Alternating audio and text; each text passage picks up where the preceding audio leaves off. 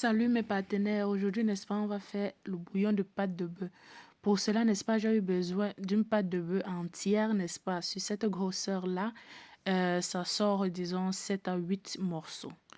Ok, pour un bouillon de bœuf bien pimenté, de pâte de bœuf bien pimentée, on a déjà besoin de cette pâte de bœuf là bien nettoyée.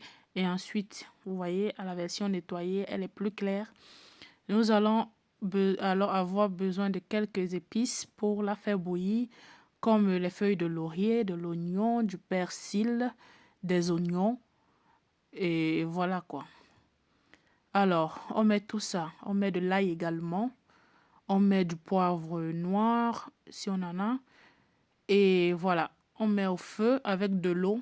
Alors moi, personnellement, les pâtes de beurre, vous savez, c'est parfait, n'est-ce pas, pour l'hiver.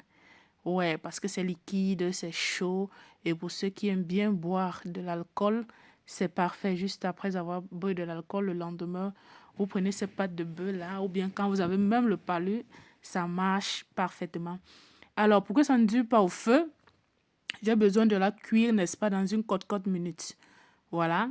Comme vous voyez sur l'image, n'est-ce pas, j'ai scellé, j'ai bien fermé la cocotte minute. J'ai ma stratégie à moi pour vérifier qu'elle est bien fermée. Vous voyez, je l'ai soulevée et elle ne bouge pas. Entre-temps, on va mettre 1 heure de temps, hein, 1 heure de temps après cuire, à cuire autant pour moi. Ensuite, on prépare la sauce, les condiments de la sauce. On a besoin de quelques tomates. Là, sur l'image, j'ai fait beaucoup de tomates, mais franchement, pour un bouillon, même une tomate, c'est largement suffisant. Ensuite, on passe tout au mixeur. Et voilà, ça c'est le résultat.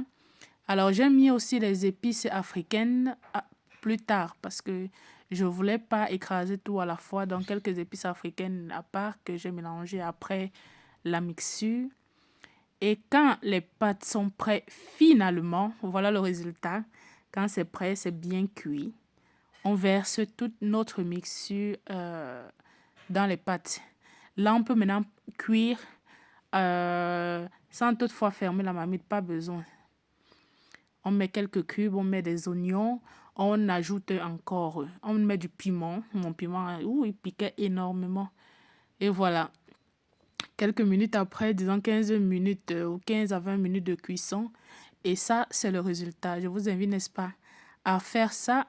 Et bon appétit, mes partenaires. N'oubliez pas d'activer la cloche de notification.